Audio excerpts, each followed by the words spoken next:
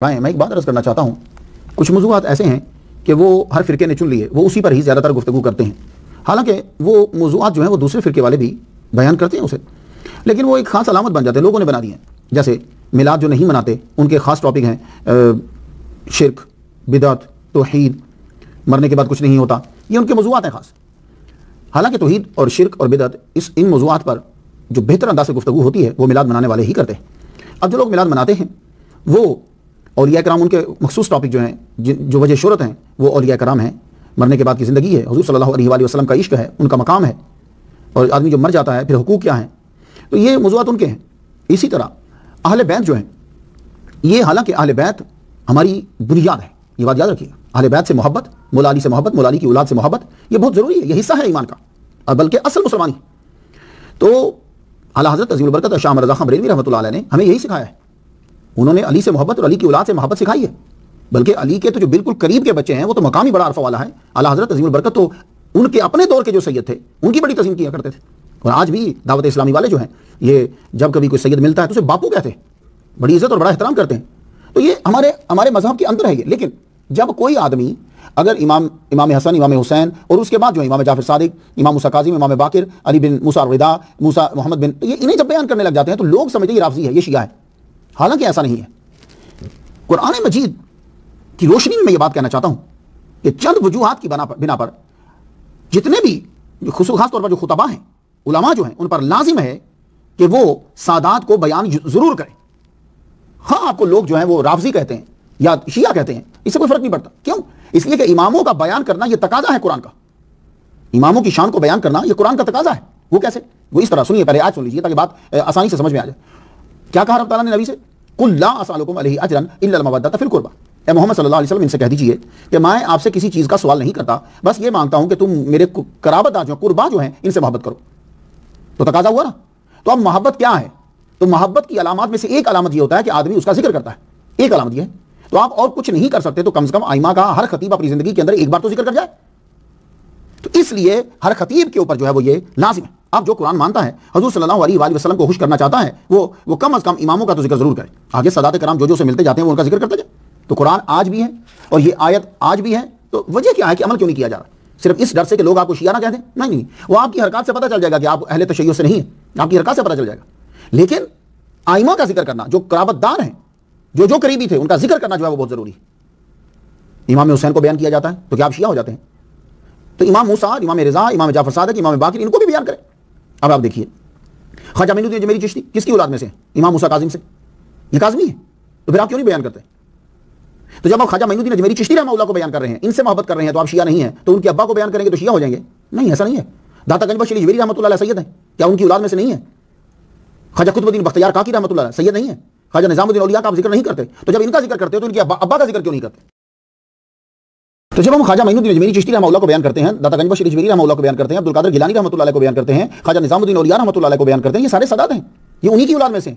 تو جب ان کو بیان کرنے والا کوئی شیعہ نہیں ہے تو ان کے آباء و اجداد کو کیوں نہیں بیان کیا جاتا؟ تو ہر خطیب کو چاہیے کہ قل لا اسألکم علیہ اجرا الا المودۃ فی القربى، اس پر عمل کرتے ہوئے وہ کم از کم ایک مرتبہ جو ہے وہ اماموں کا ذکر ضرور کرے، جس کے بارے میں اس کو تحقیق ملتی جاتی ہے۔ اعلیٰ حضرت عظیم البرکت شاہ احمد رضا خان بریلوی رحمۃ اللہ علیہ، آپ کا جب شجرہ جو ہے وہ پڑھا جاتا ہے تو اس شجرے کے اندر بھی ہمیں یہ نام ملتا ہے، میں بڑا حیران ہوا، صدق صادق کا تصدق صادق الاسلام کا، بے غضب راضی ہو کاظم و رضا کے واسطے۔ کاظم امام موسیٰ کاظم، رضا جن کا آج ہم تذکرہ کر رہے ہیں، تو یعنی یہ شجرے کے اندر ہے۔ حالانکہ اعلیٰ حضرت عظیم البرکت شاہ احمد رضا خان بریلوی رحمۃ اللہ علیہ سچے مجدد ہیں، اور مجدد وہ ہوتا ہے کہ جو دین کو باطل سے جدا کر دیتا ہے۔ اور اعلیٰ حضرت کا یہ کمال تھا کہ جب آپ کو پتہ چل جاتا کہ یہ آدمی حضرت ابوبکر صدیق رضی اللہ تعالیٰ عنہ کو گالیاں دے رہا ہے، اور یہ آدمی حضرت عمر رضی اللہ تعالیٰ عنہ کو گالیاں دیتا ہے، حضرت بی بی عائشہ صدیقہ رضی اللہ تعالیٰ عنہا کو گالیاں دیتا ہے، تو وہ اس بندے سے ملتے نہیں تھے، کیونکہ گالیاں دینا تو کوئی اچھی بات تو نہیں ہے، وہ نہیں ملتے تھے۔ انہوں نے بھی امام موسیٰ کاظم، امام علی بن موسیٰ الرضا رضی اللہ تعالیٰ عنہ دونوں کا ذکر کیا اس کے اندر، یعنی مطلب کہ ان کے شعرہ میں ذکر ہے۔ اب آ جائیے گفتگو کو آگے بڑھاتے ہیں، تو باتیں ہوگی، تو اس لیے ائمہ کا ذکر کرنا آپ کے لیے بہت ضروری ہے۔ تاریخ ولادت، ویسے تو اختلاف کوئی نہیں تھا، لیکن یہاں جب میں علی بن موسیٰ الرضا رضی اللہ تعالیٰ عنہ کو بیان کرنے لگا تو یہاں ڈیٹ میں اختلاف ہو گیا، سمجھ نہیں آ رہی، حالانکہ جتنے یہ مشہور ہیں اور مورخ بھی بالکل گھر کے پاس بیٹھا ہوا ہے تو اختلاف ہونا نہیں چاہیے تھا، لیکن اختلاف ہوا۔ سال ہجری میں اختلاف ہوا، کسی نے 148 ہجری کہا، کسی نے 150 ہجری کہا، کسی نے 151 ہجری کہا، اور ابن خلقان نے 153 ہجری کہا، اور مہینے میں بھی اختلاف ہو گیا، کسی نے ذوالقعدہ کہا، کسی نے ربیع الاول کہا، کسی نے شوال کہا۔ پھر دن میں بھی اختلاف ہو گیا, کسی نے 6 شوال کہا, کسی نے 7 کہا, کسی نے 8 کہا, کسی نے 11 ذوالقعدہ کہا, کسی نے 12 ربیع الاول کہا. تو جب اتنا سارا مسئلہ ہو جاتا ہے نا, تو پھر آگے کے نتائج پر بڑا اثر پڑتا ہے, کیونکہ میں ایک ڈیٹ کا تعین جب ہو جاتا ہے تو پھر اس سے میں آگے پھر ساری چیزیں نتائج جو ہے وہ نکالتا رہتا ہوں. لیکن میں نے ایک عبارت پڑھی کہ کہتے ہیں کہ آپ کے والد موسیٰ کاظم رضی اللہ تعالیٰ عنہ کا جب وصال ہوا تو آپ کی عمر 33 سال تھی, تو اس حساب سے آپ کا تاریخ ولادت جو ہے وہ 150 ہجری بنتی. اور کہا گیا کہ 183 ہجری میں آپ نے 35 سال کی عمر میں امامت سنبھالی, تو اس حساب سے آپ کی تاریخ پیدائش 148 ہجری بنتی ہے. تو میرا خیال ہے کہ 148 ہجری جو ہے وہ ٹھیک ہے, یہ کچھ قریب قریب لگتی ہے, یہ صحیح تاریخ وصال آپ کی. یہ پھر کسی نے 202 ہجری کہا, کسی نے 203 ہجری کہا, لیکن 818 عیسوی 17 صفر, اور کسی نے کہا ماہ رمضان المبارک, کسی نے ذوالحجہ لکھا ہے, اور 202 ہجری بھی تحریر کیا. اب چونکہ یہ اختلاف ہے, لیکن میں جو ہے میرے ذہن میں جو آتی ہے وہ یہ ہے کہ 148 ہجری میں آپ پیدا ہوئے ہیں اور 202 ہجری کے اندر آپ کا جو ہے وہ وصال ہوا ہے.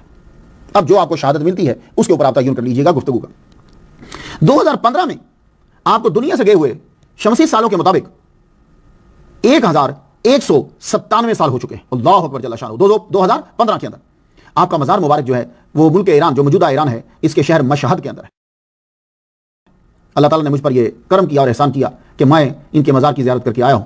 میں نے پہلی دفعہ اتنا سونا, یعنی سونے کی دیوار جو ہے اور سونے کا استعمال جو ہے وہ دیکھا. اسے یہ حرم کہتے ہیں. تو تب اس دور میں وہ 5 لیتے تھے وہاں کی کرنسی. میں ٹرین کے ذریعے سے کوئٹے تک پہنچا, پھر وہاں سے بس, پھر آگے بس, پھر وہ ڈالا بولتے وہ لے کے آگے, بڑا طویل ایک سفر تھا. اللہ اکبر جل شانہ. لیکن اللہ تعالیٰ نے مجھ پر یہ احسان فرمایا کہ میں نے امام علی بن موسیٰ الرضا رضی اللہ تعالیٰ عنہ کی قبر کی زیارت کی اور کچھ اپنے آنسوؤں کا نذرانہ وہاں میں نے پیش کیا. آئیے گفتگو آگے بڑھاتے ہیں. امام ضامن حضرت علی بن موسیٰ الرضا رضی اللہ تعالیٰ عنہ, یہ امام ضامن کیوں کہا جاتا ہے؟ امام ضامن ویسے تو یہ نام ہے, وہ امام جو ذمہ داری اٹھا رہا ہے, وہ امام جو کفیل ہے. تو یہ امام ضامن اب جو ہے امام سے ہٹ کر ایک چیز کا نام بھی ہو گیا ہے امام ضامن. وہ کیا ہے؟ جب کسی چیز کا استعمال ہونے لگ جاتا ہے استعمال, تو وہ نام سارا اٹھا کر اسی چیز کو دے دیا جاتا ہے. اب امام ضامن وہ ایک کپڑا ہے جو باندھا جاتا ہے اور اس کپڑے کے اندر سکہ ہوتا ہے. یہ زیادہ تر جو خصوصی طور پہ اہل تشیع, وہ امام ضامن کو جو ہے وہ باندھا جاتا ہے. وہ کیا ہے امام ضامن؟ وہ امام ضامن جو ہے وہ یہ, اب اس کی ہسٹری آپ کو جو ہے وہ جانا پڑے گا تاکہ آپ کو امام ضامن سمجھ میں آ جائے. علی بن موسیٰ الرضا رضی اللہ تعالیٰ عنہ, آپ جب تشریف لے آئے مدینہ سے, خراسان میں آپ تشریف لے آئے, اب یہاں آ گئے, تو آپ کے نام کا سکہ جاری ہوا. سکہ کے اوپر آپ کا نام لکھا ہوتا تھا, گورنمنٹ نے پرنٹ کر دیا. وہ نام جو ہے وہ سکہ وہ چلتا تھا. اب جو آپ کے چاہنے والے ہوتے تھے, آپ کے ماننے والے تھے, وہ سکے کو اسپیشل طور پر اپنے پاس رکھتے. اس سکے کی وجہ سے کیا ہوتا کہ ان کا سفر محفوظ ہو جاتا, کوئی ان کو چھیڑتا نہیں تھا. یہ امام کے چاہنے والے ہیں, انہوں نے خاص طور پر سکے کو نشان بنا کر جو ہے اپنے پاس رکھا ہوا ہے. تو یہ سلسلہ تھا کہ وہ سفر بھی جب آسانی سے گزرتا وہ منزل پر پہنچ جاتے تھے, کیونکہ امام کے چاہنے والے جو ہیں وہ بہت زیادہ تھے. زیادہ تر امام کے چاہنے والے خراسان سے جو ہے وہ جایا کرتے تھے امام کی زیارت کے لیے, خاص طور پر محرم میں پہنچتے تھے, تو وہ سکے کو باندھ لیتے تھے, سفر ان کا آسانی سے گزر جاتا تھا. تو یہ کوئی ضروری نہیں ہے, یہ تو ایک عقیدت کا اظہار ہے. امام کا چاہنے والا سکہ نام بھی باندھے تو وہ جہاں بھی ہوگا علی بن موسیٰ الرضا رضی اللہ تعالیٰ عنہ کا صدقہ اللہ تعالیٰ اس کو آفات سے محفوظ رکھے گا. لیکن وہ لوگ باندھتے تھے. اب یہ سلسلہ وہاں سے پھر چلتا آیا. 198 سے جب یہ چلا, یہ چلتا ایران میں مشہور ہوا, وہاں سے پھر انڈیا میں بھی آ گیا. انڈیا میں جب آیا تو پھر کیا ہوتا تھا کہ جب کبھی بچہ سفر کے لیے نکلتا, باہر کے ملک نکلا ہے, نوکری کے لیے نکلا ہے, تو وہ کیا کرتے تھے کہ وہ کپڑے کے اندر سکے کو باندھ کر تو اسے باندھ دیا جاتا, تو کہتے تھے یہ امام ضامن ہے, یعنی اب علی بن موسیٰ الرضا رضی اللہ تعالیٰ عنہ جو ہے وہ تیرے کفیل ہیں, ان کے صدقے سے اللہ تعالیٰ تجھ پر کرم کرے گا. ہسٹری کچھ سمجھ آ گئی آپ کی؟ تو یہ ہے امام ضامن. تو بھائی اللہ تعالیٰ کے دوستوں سے جو محبت کرتا ہے تو اللہ کہتا ہے کہ ہم اس سے محبت کرتے ہیں, یہ مفہوم ہے. ویسے جملہ ہے وہ یہ ہے کہ جو ہمارے دوستوں سے دشمنی کرتا ہے ہم اسے اعلان جنگ کرتے ہیں. تو ظاہر ہے کہ جب دشمنی والوں سے اعلان جنگ کرتا ہے تو دوستی والوں سے بھی تو کچھ کرتا ہوگا, تو دوستی والوں سے وہ محبت کرتا ہے. تو یہ بھی عقیدت کا ایک اظہار ہے کہ وہ یہ نشانی رکھتے تھے کہ ان کی توجہ ہمارے اوپر ہو جائے گی. دوسرا لفظ ہے الرضا. یہ الرضا کا ٹائٹل جو ہے وہ آپ کے نام کے ساتھ آتا ہے. یہ الرضا عربی زبان کا لفظ ہے. اگر آپ را کے نیچے زیر پڑھیں الرضا تو مانا ہوگا خوشنودی. ویسے اس کو الرضا بھی پڑھتے ہیں. اعلیٰ حضرت عظیم البرکت شام رضا خان بریلوی رحمۃ اللہ علیہ کے سوانح بیان کرتے ہوئے, سیرت بیان کرتے ہوئے میں نے رضا اور رضا دونوں کے بارے میں بیان کیا ہے. تو یہ رضا اور رضا, اور ان کے پیر و مرشد کا ذکر کرتے ہوئے بھی میں نے رضا اور رضا پر گفتگو کی ہے. تو رضا اور رضا دونوں عربی کے ہی لفظ ہیں. تو رضا کا معنی ہوتا ہے خوشنودی. تو تاریخ الامم والملوک جلد 5ویں صفحہ 138 پہ ہے یہ بات لکھی ہے کہ یہ ٹائٹل آپ کو مامون نے دیا تھا, الرضا من آل محمد. تو یہ ٹائٹل تاریخ الامم کے نظر میں یہ ٹائٹل مامون نے دیا ہے. کچھ نے وجہ تسمیہ یہ بیان کی ہے کہ جب آپ جس دور میں آپ تھے, آپ سے وہ دشمن کے جو آپ کے آباء و اجداد کے دشمن تھے وہ بھی آپ کے تابع ہوئے, اور جو آپ کے تابع تھے وہ بھی آپ کے ساتھ ہوئے. تو چونکہ آپ ایسے امام ہیں کہ آپ کے دور کے اندر سارے آپ کے جھنڈے تلے جمع تھے, اس لیے آپ کو رضا کا ٹائٹل دے دیا گیا. مگر میری تحقیق کیا ہے؟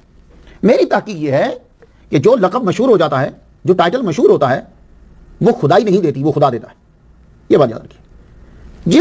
جو ٹائٹل خدا دیتا ہے وہ مشہور ہوتا ہے، تو مشہور ہونے والا ٹائٹل خدائی نہیں دیتی، خدا دیتا ہے. تو آپ امام رضا ہیں تو یہ ٹائٹل رب کی طرف سے آیا، رب آپ سے جو ہے وہ راضی ہے. امام علی نام، علی نسب، پناہ عجم مقتدائے عرب. آپ امام علی، علی حسب نسب والے اجمی آپ کی پناہ میں آتے ہیں، اور عرب والے آپ کو اپنا امام تسلیم کرتے ہیں. یہ وہ ہستی ہے کہ جہاں کو پیدا کرنے والا آپ سے راضی ہوا تو آپ کا لقب رضا ہوا. اللہ اکبر جل شانہ. اب ولادت. آپ کے والد گرامی کا نام حضرت موسیٰ کاظم ہے، میں ان پہ گفتگو کر چکا ہوں. والدہ محترمہ کا نام نجمہ تکتم، اور نکاح کے بعد طاہرہ مشہور ہو گیا. آپ کی والدہ ماجدہ جو ہے یہ کنیز تھی امام جعفر صادق رضی اللہ تعالیٰ عنہ کی زوجہ محترمہ حضرت حمیدہ خاتون کی. کچھ بات سمجھ میں آ رہی ہے کہ آپ کی جو والدہ ہیں وہ کنیز ہیں امام جعفر صادق رضی اللہ تعالیٰ عنہ کی زوجہ محترمہ حضرت حمیدہ خاتون کی کنیز تھی. اب یہاں ایک اہم مسئلہ پیدا ہو گیا. اس مسئلے کو میں نے رات تراویح کے درس کے بعد بھی لوگوں کو بیان کیا ہے، اور میں یہ چاہتا ہوں کہ میں جو آپ لوگ سن رہے ہو اماموں کا صدقہ یہ مسئلہ بھی حل ہو جائے. یہ مسئلہ بڑا اہم اور امپورٹنٹ ہے. خاص طور پر اس سوال کا سامنا اور مسئلہ کا سامنا ان لوگوں کو ہے جو یورپ میں ہے اور امریکہ کے اندر ہے. یورپ اور امریکہ کے پڑھے لکھے لوگ اس ٹاپک کو بڑے شد و مت سے جو ہے وہ بیان کرتے ہیں، اور ہم پر اعتراض تھوپ دیتے ہیں کہ غلامی کو اسلام نے مٹایا نہیں پھیلایا ہے. کچھ سنا آپ نے؟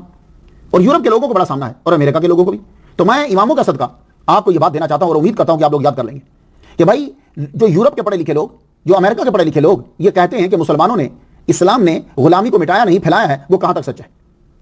اب وہ اعتراض کیسے کرتے؟ کہتے ہیں امام زین العابدین کی والدہ جنگ میں آئیں، موسیٰ کاظم کی والدہ کنیز بربر قبیلے کی، علی بن موسیٰ رضا کی والدہ کنیز، محمد بن علی بن موسیٰ کی والدہ ام فضل کی کنیز. تو کہتے ہیں کہ یہ جو کنیزوں کا استعمال ہے یہ کیا ہے؟ تو ہمارے بھی مسلمان کہ جن کا نالج کوئی نہیں ہے وہ اپنا سر یوں جھکا دیتے ہیں، بجائے اس کے کہ وہ ڈٹ کے جواب دیں وہ اپنا سر نیچے جھکا دیتے ہیں. اب مجھے سمجھ نہیں آتی کہ تم کون سا ایسا مسئلہ ہے جو قرآن نے تمہارے لیے حل نہیں کیا؟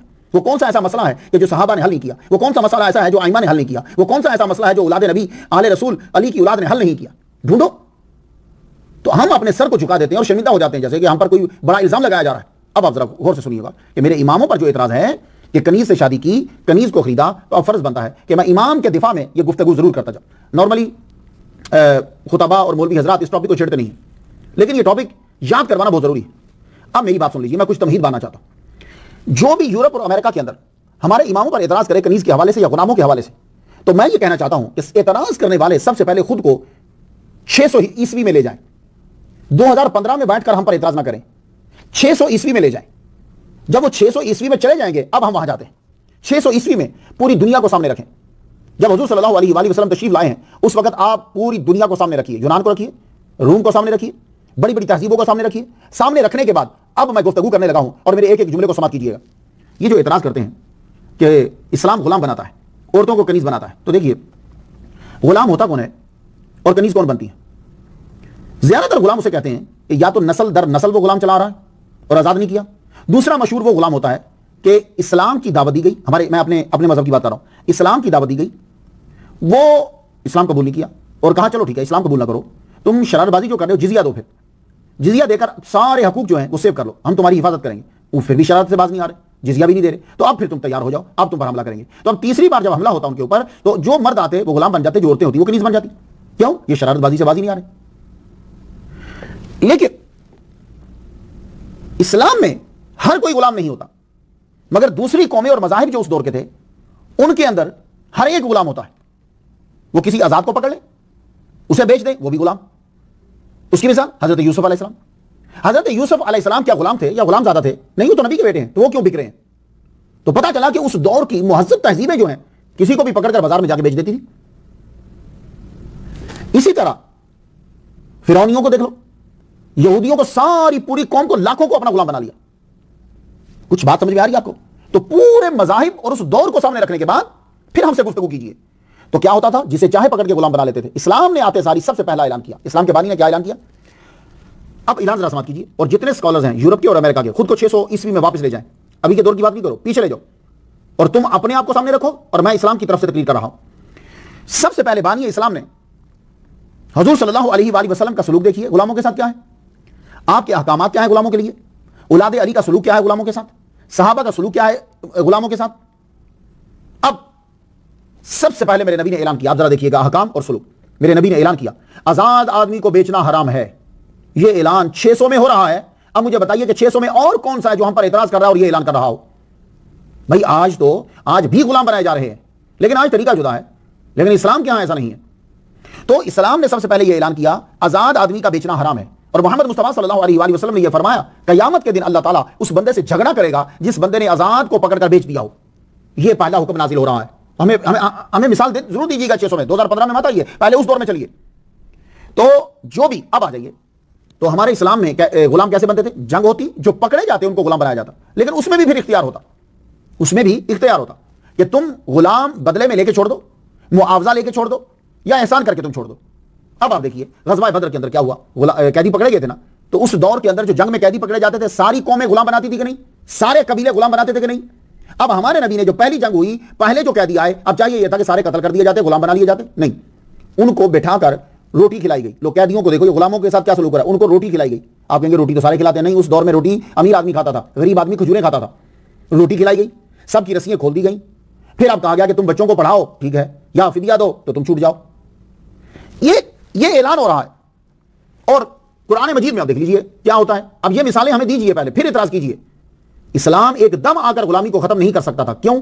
اس لیے کہ ہمارے بندے پکڑے ہوئے ہیں، وہ ہماری عورتوں کو پکڑ کے لے جاتے ہیں، اور ساری جگہوں پر غلامیت چل رہی ہے۔ اب ان غلاموں کو ٹھیک کیسے کریں گے؟ ان غلاموں کے حقوق کو تبھی لائیں گے جب ہم غلام رکھیں اور ان غلاموں کو سکھائیں، غلاموں کو قوانین بتلائیں، غلاموں سے اچھا سلوک کریں، تو وہ غلام پھر جا کر دنیا کو بتائیں گے دوسرے لوگوں کو کہ دیکھو یہ ہے مذہب کہ جہاں غلامیت کا کوئی تصور ہی کچھ ڈفرینس ہے۔ اب آ جائیے، قرآن مجید نے سب سے پہلے یہ کہا کہ غلام زیادہ سے زیادہ نکالو، لاؤ نہیں، نکالو۔ اب نکالنے کے مختلف بہانے رکھ دیے، وہ کیسے؟ اب سنیے، سب سے پہلے قرآن مجید کا ایک نعرہ یہ بھی ہے وَلَا عَبْدٌ مُؤْمِنٌ خَيْرٌ مِّن مُشْرِكٍ۔ تصور یہ ہوتا ہے کہ غلام ایک گھٹیا چیز ہے، نہ، غلام نے اگر اللہ تعالیٰ کی اطاعت قبول کر لی ہے، اس نے لا الہ الا اللہ محمد رسول اللہ پڑھ لیا ہے، تو وہ اس مشرک سے عظیم تر ہے، خواہ وہ مشرک خوبصورت ہو، امیر ہو، بڑا اچھا ہو، خاندان والا ہو، لیکن وہ اس غلام سے کبھی بھی بہتر نہیں ہوگا جس غلام نے کلمہ پڑھ لیا ہے۔ اب بڑی بات ہے بھائی کہ غلاموں کا ایک مقام بنا دیا گیا، ایک مقام بن گیا غلاموں کا۔ پھر اس کے بعد آپ چلیے سورہ مائدہ کے اندر، سورہ مائدہ کی آیت نمبر 89 میں، اگر کسی آدمی نے قسم توڑ دی ہے، قسم اٹھائی اور توڑ دی، آج کل تو ہر لوگ ویسے ہی قسمیں اٹھاتے رہتے ہیں، گنبد خضرا کی قسم اٹھا دی، دوسری قسم اٹھا دی، قسمیں عام ہو گئی ہیں۔ جب سے آدمی سعودی عرب سے واپس آیا نا، وہ قسم کو کچھ سمجھتا نہیں، لیکن آپ یاد رکھیے گا واللہ باللہ تعالیٰ، کسی نے جھوٹی قسم اٹھا دی یہ لفظ کہہ کر، تو اب کیا ہے؟ تو اس کا کفارہ ہے۔ کفارہ یہ ہے کہ 10 مساکین کو روٹی کھلائے، یا 10 مساکین کو کپڑے لے کر دے، یا ایک غلام آزاد کر دو۔ اطعام 10 مساکین من اوسط ما تطعمون اہلیکم او کسوتہم او تحریر رقبہ۔ یہ تحریر اور رقبہ جو ہے، آزاد کر دینا ایک گردن کو، غلام کو، یہ دیکھیے کہ یعنی قسمیں آدمی اٹھاتا رہتا ہے، تو کہا غلام آزاد کرو، غلام آزاد کرو۔ تو ابھی غلامی مٹا رہا ہے یا غلامی پھیلا رہا ہے اسلام؟ آگے چلیے سورہ مجادلہ کے اندر، جس نے اپنی بیوی کو کہہ دیا کہ تو میری ماں جیسی ہے، تو میری بہن جیسی ہے، تو اب کیا ہوگا؟ اب کفارہ تو ہے، تو کفارہ کیا دیں گے؟ فتحریر رقبہ من قبل ان یتماسا، چھونے سے پہلے غلام کو آزاد کرنا، چھونے سے پہلے۔ اب دیکھیے غلامی مٹ رہی ہے یا پھیل رہی ہے؟ نہیں، غلام نکالو۔ آگے چلیے، جس نے غلطی سے کسی کو قتل کیا تو جرمانہ کیا ہے؟ سورہ نساء کی آیت نمبر 92، ومن قتل مؤمنا خطأ فتحریر رقبۃ مؤمنہ، اور جس نے خطأ کسی مومن کو قتل کر دیا تو آزاد کرو غلام، وہ غلام کہ جو قیمتی ہے۔ قیمتی غلام کون سا ہے؟ جس نے لا الہ الا اللہ محمد رسول اللہ پڑھا ہوا، یہ قیمتی غلام ہے، کیونکہ ایسے غلام کم ملیں گے۔ اب دیکھیے آپ لوگ امریکہ میں رہتے ہو، یورپ میں رہتے ہو، آپ اگر چکن خریدنے کے لیے جاتے ہو تو حرام چکن سستا ملتا ہے، تو اگر آپ نے حلال ذبیحہ چکن لینا ہو تو وہ اسے مہنگا ملے گا۔ تو یہی صورت حال تھی کہ غلام اگر بازار میں لینے جاتے تو عام غلام سستے مل جاتے، لیکن جس نے پڑھا ہے لا الہ الا اللہ محمد رسول اللہ، وہ غلام مہنگا ہوتا۔ تو اب غلاموں کو غلامی ختم ہو رہی ہے، غلامی پھیلائی نہیں جا رہی۔ تو اس لیے خدا کے لیے جتنے اماموں کو سننے والے ہو، یہ فرض بنتا ہے امام کے در کا ایک ساگ کتا ہونے کے ناطے سے کہ میں اس مسئلے کو کلیئر کروں۔ میرے اماموں پر اعتراض ہوتا ہے کہ وہ کنیز کی بیٹی کنیز لے کر آئے، وہ فلاں، غور سے سنیے گا، میں اس ایک نتیجے تک پہنچنا چاہتا ہوں۔ کرامتیں بیان کرنے سے بہتر یہ مسئلہ ہے، ہمارے امام جو کام کرتے ہیں وہ غلط نہیں کرتے۔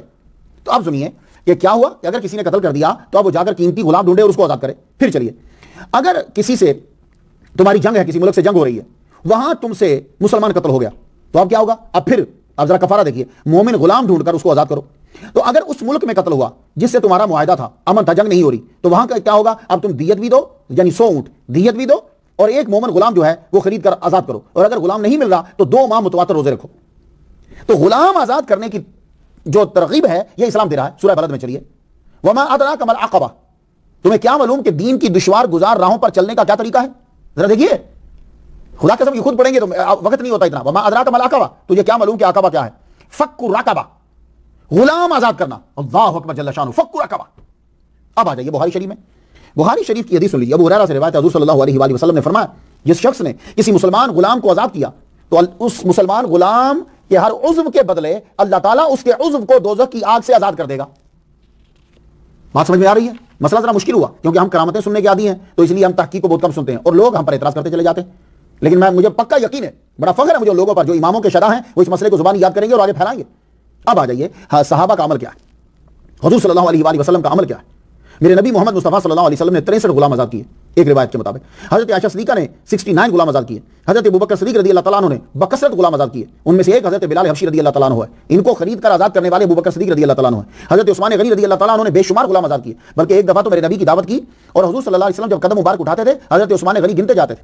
کہا کیا گن رہے ہو؟ کہا میں سرکار کے قدم گن رہا ہوں. کہا کیوں قدم کیوں گن رہے ہو؟ کہا میں نے منت مانی ہے کہ اگر سرکار میرے گھر میں قدم رکھیں گے تو جب جہاں سے یہ چلے ہیں وہاں سے گھر تک جتنے قدم بنے گے میں اتنے غلام آزاد کروں گا. اللہ اکبر جل شان. اسلام مٹا رہا ہے یا پھیلا رہا ہے؟ نہیں, اسلام غلامی کو ختم کر رہا ہے. لیکن اب طریقہ تو ہے. اب یہ مثالیں میں پوچھنا چاہوں گا یورپ کے اسکالر سے اور امریکہ کے اسکالر سے. یہ مثالیں میں پوچھنا چاہوں گا 600 میں. آپ کی بات نہیں کرو, آپ کے تقاضے کچھ اور ہیں. بتائیے کہ اس وقت یہ غلاموں کے ساتھ ہو رہا تھا. حضرت حکیم بن حزام 100 غلام آزاد کیے. حضرت عبداللہ بن عمر نے 1000 غلام آزاد کیے. حضرت ذوالقلع نے ایک دن میں 8000 غلام آزاد کیے. حضرت عبد الرحمن بن عوف رضی اللہ تعالیٰ عنہ نے 30000 غلام جو ہیں وہ آزاد کیے. اس کے علاوہ بے شمار صاحب ہیں یہی غلام جو ہیں وہ آزاد کرتے رہتے. غلاموں کو آزاد کرنا, جاؤ آزاد کیا, لے آؤ فلاں جگہ سے لے آزاد کر دو, لے آؤ فلاں جگہ سے آزاد کر دو. تو ان مختصر مثالوں سے معلوم ہوا کہ چونکہ کفار ہمارے مسلمانوں کو پکڑ لیتے تھے اس لیے مسلمان بھی اپنے قیدی چھڑانے کے لیے ان کے لوگوں کو پکڑتے تھے. مگر ہمارے ہاں قوانین تھے. باقی کسی قبیلے کسی مذہب کے اندر کوئی قانون نہیں تھا غلاموں کے لیے. ہمارے اسلام میں قانون ہے. جائیے قدوری اٹھائیے, ہدایہ شریف اٹھائیے, اب جائیے بلکہ ہماری حدیث کی کتب اٹھائیے, آپ کو چیپٹر نظر آئیں گے, پورے پورے باب ہیں. ان بابوں کے اندر غلام کے قوانین بیان کیے گئے ہیں. تو پتہ چلا کہ غلام اسلام کے اندر اتنا اہم تھا کہ اس کے قانون بیان کیا گیا, قوانین بیان کیے گئے ہیں. اب آگے مسلمان عمل کرے یا نہ کرے تو یہ الگ بات ہے, لیکن قوانین اسلام نے اس کو بیان کر دیا اس کے اندر. اب آ جائیے, اب چند مثالیں دے دوں میں تمہیں کہ غلام اور کنیزوں کے ساتھ جو قوانین بنائے گئے اور سلوک جو ہے یہ کیا کیا جاتا تھا. قرآن مجید میں حکم آیا سورہ نساء کی آیت نمبر 36 پہ. خلاصہ اس کا یہ ہے کہ غلام اور وما ملکت ایمانکم, یہ تمہاری باندیاں ہیں, ان سے بھلائی کرو. پوری نہیں بڑی, میں نے آگے میں پڑھ دیا وما ملکت ایمانکم, ان سے بھلائی کرو. جو خود کھاؤ ان کو کھلاؤ. بخاری شریف جلد پہلی صفحہ 9 پر ہے. اپنے غلاموں کی اپنے اولاد کی طرح عزت کرو کہ غلام تمہارے بچے ہیں, اس طرح ان کی عزت کرو. جو خود کھاؤ ان کو کھلاؤ, وہی پہناؤ جو خود پہنتے ہو. اگر کوئی مشکل کام تم نے غلام کو کہہ دیا, غلام کو دیا وہ کام ہارڈ ہے تو خود ساتھ اس کی مدد کرو جا کے. بھائی ان احکامات کے ہوتے ہوئے یورپ اور امریکہ ہم پر اعتراض کرے کہ اسلام نے غلامی کو پھیلایا ہے, یہ سمجھ میں نہیں آتی کہ ذہانت کدھر چلی گئی. اب ابن ماجہ صفحہ 262 پہ ہے, حضور صلی اللہ علیہ وآلہ وسلم نے فرمایا اگر کسی شخص نے اپنے غلام کو تھپڑ مارا یا اس کو پیٹا تو اب کفارہ یہ ہے کہ وہ اس غلام کو آزاد کر دے. لو, اس نے صرف ایک تھپڑ مارا ہے تو اسلام کا بانی یہ کہہ رہا ہے کہ چھوڑ دے, اس غلام کو آزاد کر دو. حضور صلی اللہ علیہ وآلہ وسلم کو غلاموں کی کتنی فکر تھی. آپ کے آخری کلمات کیا تھے؟ آخری کلمات ابو داؤد شریف جلد 2 صفحہ 345 کے اوپر, الصلاۃ وما ملکت ایمانکم, نماز کا خیال رکھنا اور اپنے غلاموں کے حقوق کا خیال رکھنا. لو, حضور پاک صلی اللہ علیہ وآلہ وسلم آخری میں تم کہہ رہے ہو جی کہ وہ زیادہ سے زیادہ غلامی کو پھیلایا ہے. اتنے دلائل کے ہونے کے باوجود اے مسلمان اگر تو چپ کر گیا, اے امام علی رضا کو ماننے والے تو چپ کر گیا, تو بڑے تعجب کی بات ہے یار. پھر تو حقیقت کو آگے بیان کرو, آگے پھیلاؤ, چپ نہ کرو. تمہارے پاس سچائی ہے, صرف تم نے یاد نہیں کی, تم نے دھیان نہیں دیا, توجہ نہیں دی تم نے. تو یورپ اور امریکہ کے اسکالر سے سوال ہے 600 عیسوی 700 عیسوی میں مجھے تم خود سے یہ مثالیں دے دو. مگر ایک اعتراض ہوتا ہے, جب اسلام غلام بنانے کی حوصلہ افزائی نہیں کرتا تو غلام رکھتا کیوں تھا؟ تو بھائی غلام کیوں رکھے جاتے تھے؟ یہ امام زین العابدین, امام جعفر صادق, امام باقر, ان کی سیرت میں اسی لیے بیان کر رہا ہوں. کیوں؟ بڑے ٹاپ کی ایک چیز مجھے ان کی زندگی کے اندر, ویسے تو ماشاءاللہ ان کی ہر لمحہ ان کا زبردست ہے, لیکن ہر دور کے اندر کوئی نہ کوئی چیز ملتی جاتی ہے. ان کی زندگیوں کے اندر ایک خاص چیز ہے, یہ غلاموں کو لے کر آتے تھے. ان کے مدرسہ کے اندر غلام پڑھتے تھے, یہ خصوصی طور پر انہیں پڑھاتے تھے, تعلیم دیتے تھے. کیوں؟ اس لیے کہ دور دراز کے لوگ جو ہیں, دوسری دنیا کے جو دوسرے رہنے والے علاقوں میں, وہ اسلام کی تعلیمات سے واقف نہیں ہے. اب ان کو واقف تو کرنا ہے, تو یہ پھر کیا کرتے کہ مسلمان غلاموں کو اپنے پاس رکھتے, ان کو قرآن ان کے سامنے پہلے تو اپنا کریکٹر واضح کرتے, پھر اس کے بعد جو ہے وہ ان کو بھی سکھاتے ساتھ ساتھ. یہ قرآن سیکھتے, حدیث سیکھتے, تعلیم سیکھتے, انہیں پتہ لگتا. تو پھر نتیجہ کیا نکلتا کہ واحد دنیا کے اندر آپ کو مسلمان قوم ایسی نظر آئے گی کہ جو ان کا غلام ہوتا تھا وہ واپس جانا پسند نہیں کرتا تھا, غلامیت کو ترجیح دیتا تھا. ایسی مثال کوئی دکھا دو.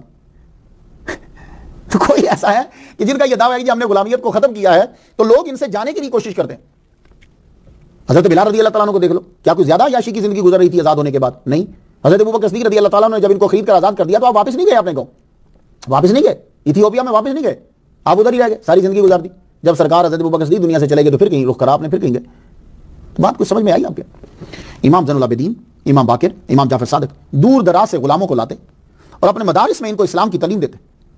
اب مجھے نام گنوانے کی ضرورت نہیں ہے, مسلمانوں سے میں گزارش کروں گا کہ آپ اپنے مولوی کے پاس جاؤ اور انہیں کہو کہ ہمیں یہ بتا دو کہ کتنے محدثین ہیں، کتنے مفکرین ہیں، کتنے ائمہ ہیں کہ جن کا تعلق جو ہے وہ یا ان کے دادا غلام تھے، پردادا غلام تھے، یا ان کے ابا غلام تھے، لیکن انہوں نے پڑھا، علم حاصل کیا، اس کے بعد انہوں نے تبلیغ کی اور سارے لوگوں نے ان کو اپنا امام تسلیم کیا اسلام نے. کبھی یہ نہیں کہا جی یہ غلام ہے. حضرت حسن بصری کیا ہیں؟ ان کے ابا غلام تھے. لیکن کیا آپ ان سے نفرت کرتے ہو؟ نہیں. حضرت حسن بصری کو ہر تصوف کا ہر بادشاہ اپنے سر پر اٹھاتا. مولا علی شیر خدا رضی اللہ تعالیٰ عنہ نے خود ان کا خطبہ سنا اور اجازت دی کہ تم جو ہے تم تقریر کر سکتے ہو. میں حضرت حسن بصری پہ بھی بیان کر چکا ہوں. اب آ جائیے کہ یہ جو کنیزیں ہیں، ایک اور دلیل میں آپ کو دیتا جاؤں. صرف ہمارے اماموں پر اعتراض نہ ہو، امام جعفر صادق پر اعتراض نہ ہو، امام باقر پہ اعتراض نہ ہو، امام موسیٰ کاظم پہ اعتراض نہ ہو. یہ کنیزوں کا جو اعتراض ہے یہ پھر حضرت سلیمان سارے نبیوں پر چلے گا. کنیزوں کا جو مسئلہ ہے یہ پھر چلے گا تو پھر نبیوں پر بھی اعتراض چلے گا. اب دیکھیے یہ میرے ہاتھ میں یہ holy scripture new testament old testament ہے.